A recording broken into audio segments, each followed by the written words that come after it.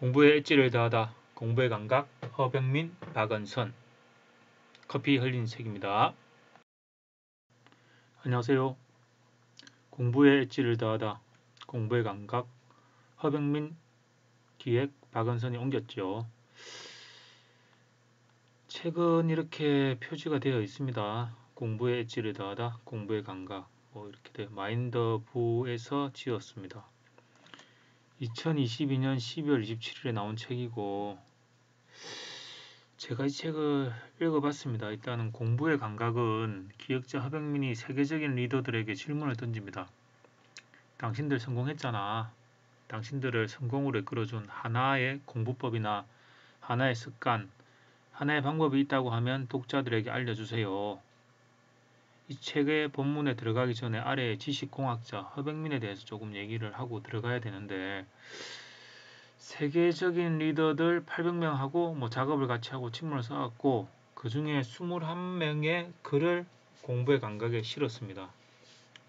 그 사람들이 자기만의 인생에 영향을 주는 공부법, 습관, 방법을 아주 간단하면서 임팩트 있게 적고 있습니다. 공부의 엣지를 더하다 공부의 감각 이제 시작해 보겠습니다. 이제부터 쭉 리더들의 이름을 적고 요약해서 적으면서 제 생각을 조미료처럼 추가해 볼게요. 일단 피코 아이어. 아이어는 공부를 위한 이상적인 방법이 잠시만이라도 책에서 눈을 떼고 책상을 떠나 방안을 걷거나 주변을 산책하는 것이라는 사실이 공부를 잠시 내려놓으면 진정한 공부가 찾아온다 라고 말하고 있습니다. 여러분도 공부를 하다가 머리에 잘 안 들어오거나 또는 일에서 좋은 아이디어가 떠오르지 않을 때 스터디 카페를 나와서 잠시 걷거나 회사 밖을 잠시 걸어보면 생각이 정리되면서 명확한 무언가가 떠오르는 것이 생길 때가 있지 않나요? 잠시 집중했던 공부나 일에서 벗어나서 뇌의 쉼을 가진 후 다시 자리에 앉으면 더 명확하게 이해된다고 합니다. 두 번째 리더는 라구나탄. 이 사람은 무조건 해라고 말합니다. 일단 무조건 저질러보고 무조건 해라. 나이키의 Just Do It 표처럼 우선은 저질러라는 것입니다. 가장 중요하다고 할 수 있는 마지막 팁은 완벽함보다는 괜찮음을 목표로 가지라고 합니다. 우리가 일을 시작할 때 완벽함을 목표로 한다 하지만 완벽함은 괜찮음의 적이다라고 작가는 말합니다. 그리고 이렇게 덧붙입니다. 사실 괜찮음도 과하다. 그저 시작하는 것을 목표로 삼아도 된다고 합니다. 시작이 전부다. 정말 공감합니다. 실천이라는 것 뭐라도 하는 실행력은 공부의 감각에서 말하지 않아도 세계의 부자들, 리더들의 공통점입니다. 뭐라도 하는 것, 공부, 무슨 과목, 하지가 아니고 책상에 앉아서 그냥 하는 겁니다. 메가스터디의 해누진 선생도 말했듯이 공부는 내가 아는 것을 하는 것이 아니라 내가 모르는 것을 하는 것이 공부라고.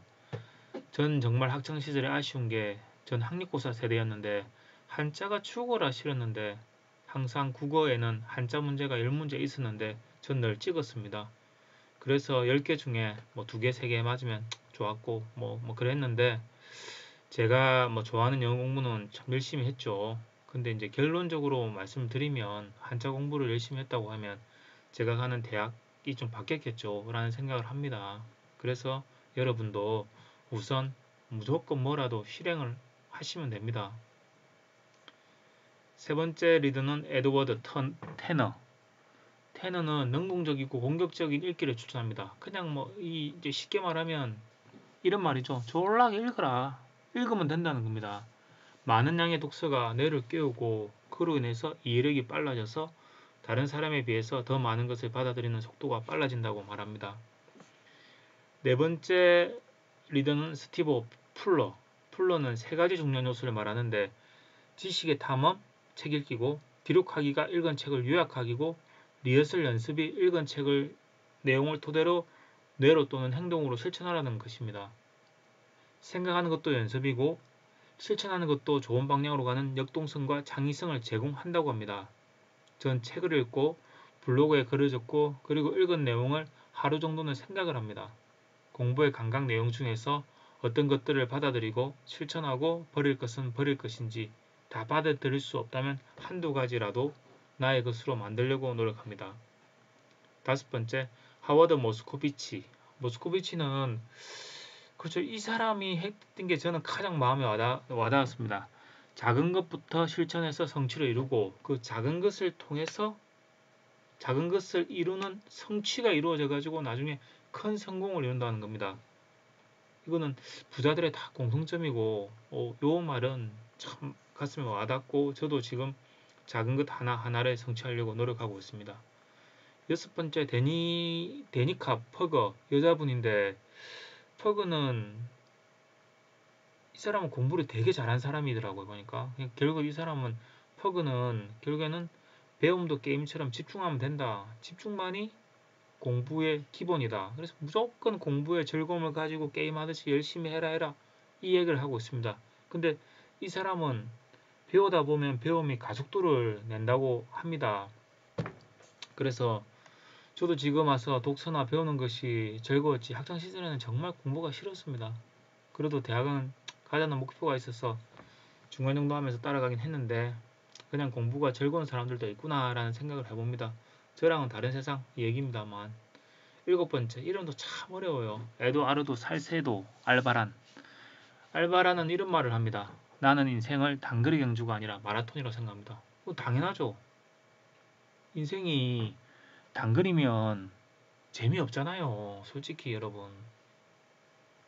장거리니까 우리가 하나씩 만들어 나가는 재미도 있고 책도 한 권, 두 권 읽으면서 100권 되고 200권 되고 300권 되고 그리고 내가 누군가를 사랑할 때도 바로 만나서 바로 사랑이 싹 트는 게 아니고 집 앞에서도 기다려보고 버스 정류장 앞에서도 기다려보고 카톡 보내고 나서 기다려보고 이런 기다림 속에서 우리가 정말로 그 만남이 더 사랑이 이루어진다고 생각합니다.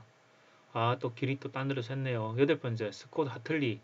하틀리는 딱 이 이야기입니다. 그냥 순간적으로 반짝이는 아이디어를 잡을 준비를 하고 먼 여행을 떠날 채비를 할 필요는 없다.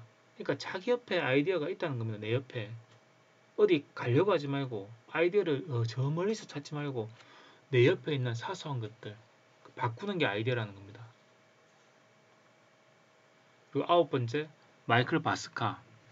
바스카는 이 친구는 공부를 옛날에 저희 전교 1등이 했던 공부 방식하고 비슷해요. 일단은 모든 것을 최소 2번 이상 쓴다는데 선생님하고 필기를 한번 해요. 그러면 집에 와가지고 똑같은 과목 7과목을 그날 배웠다고 하면 7과목을 똑같이 다른 노트에 옮깁니다. 그럼 자동으로 한 번 더 공부가 되는 거죠. 그리고 모든 것을 클라우드 안에 저장한다고 하네요. 클라우드 안에 저장한다는 의미는 뭐냐면 내가 어디에 가든지 어디에 있든지 인터넷만 연결이 되면 공부든 일이든 하겠다는 거고 그리고 산책을 한답니다. 산책은 다 공통적으로 다 들어와요. 이렇게 성공했던 사람들은. 그리고 넷째는 계획 없이는 절대 글을 시작하지 않는다고 하는데 최소한 등장인물이라도 잡아놓고 글을 시작한다는 것입니다. 그리고 세상에는 불필요한 지식이 없습니다. 뭐라도 아는 것, 물론 지식과 지혜는 차이가 있지만 지식은 배움을 통해서 쌓이지만 지혜는 기질적인 부분이 많다고 이제 느껴집니다. 열 번째는 데이브 울리히. 울리히는 아이디어, 그러니까 공부의 아이디어든 아니면 생활 속의 아이디어든 모든 아이디어와 친해지라는 겁니다. 그러니까 아이디어를 친구라고 하는 말은 그 무엇보다도 소중하게 다루라는 얘기입니다. 11번째 리더는 에런 마크스. 이 친구가 일단 이 21명 중에서는 가장 제가 보기 유명한 친구였어요. 근데 글은 제가 되게 짧게 적었죠. 세계적인 리더인 마크스는 나만의 것을 만들기 위해서 분류하고 정리하라고 말합니다. 공부법 역시 과목별 키워드를 중심으로 해서 정리를 한다고 합니다. 그리고 책에 바로 메모를 하는 습관도 가지고 있다고 하는데 저도 예전에 이제 제 어릴 때 30년 전이죠. 대학교 때 마강수 교수 책에 심취했던 적이 있었고 그때 저는 책을 한 달락 읽고 그 옆에다 제 생각을 막 적었습니다. 뭐 사랑이 어떻고 뭐가 어떻고 저떻고 막 적고 했거든요. 에런 마크스도 이런 식으로 책 안에다가 그냥 메모하고 그리고 거기서 키워드를 뽑아가지고 이제 그 책을 어디에 정리를 하고 이런 식으로 정리를 했답니다. 12번째 제임스 크로크. 크로크는 음악과 학습이 관련이 있다. 그래서 클래식 음악을 연주하는 사람이 또는 음악을 잘하는 사람이 결국에는 공부도 잘한다. 뭐 이런 내용입니다. 그리고 스테판 부커 13번째 스테판 부커는 좋아하는 것을 배우는 것이 인생을 배우는 것이라고 말하면서 결국에는 좋아하는 것을 해 나가자는 것입니다. 그게 공부든 다른 것이든 내가 좋아하는 것을 하는 것이 인생을 배우고 즐기는 것이라고 하는 겁니다. 14번째 에바 블로다레크. 블로다레크는 이제 심리학자인데 뭐 결국 이런 이야기입니다. 우리가 행복한 삶을 원한다면 우리는 자신에게 본질적인 질문을 던져라는 겁니다. 던져봅시다. 우리도 뭘 던질까요? 질문을 던져야죠. 나는 왜 세상에 존재하는가? 내가 타인에게 줄 수 있는 것은 무엇인가? 성장하는 것은 왜 중요한가? 공부란 나에게 어떤 의미인가? 그러면서 맺은 말로 뛰는 가슴에 귀를 기울여 보라. 기쁨이 우리에게 올바른 답을 제시할 것이다. 위에 4가지 질문에 좀 생각 조금 해보세요. 15번째 마이클 퍼셀.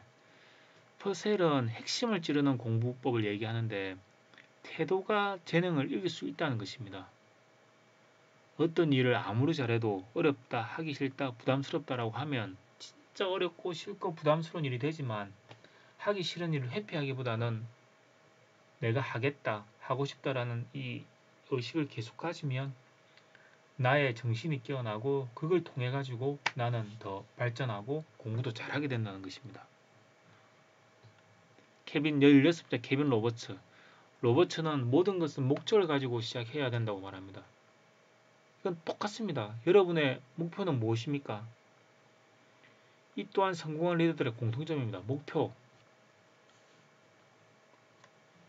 그래서 오늘 제가 이렇게 공부의 감각이라는 책을 들고 나와가지고 여러분께 뭐 사람들 쭉 이름 부르고 이렇게 했는데 여러분 중요한 거는 여러분이 바로 서기 위해서는 여러분이 가진 목표가 있어야 됩니다. 뭐 예를 들어서 목표를 이렇게 잡는 거죠. 예를 들어 돈에 관련했으면 내가 월 1,000만 원 벌겠다. 언제까지?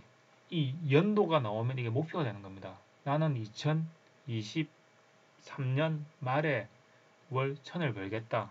이게 목표가 되는 겁니다. 그럼 이 목표를 잡았죠. 그럼 내가 뭘 하면 월 1,000을 벌까? 이걸 또 생각해야 되는 겁니다.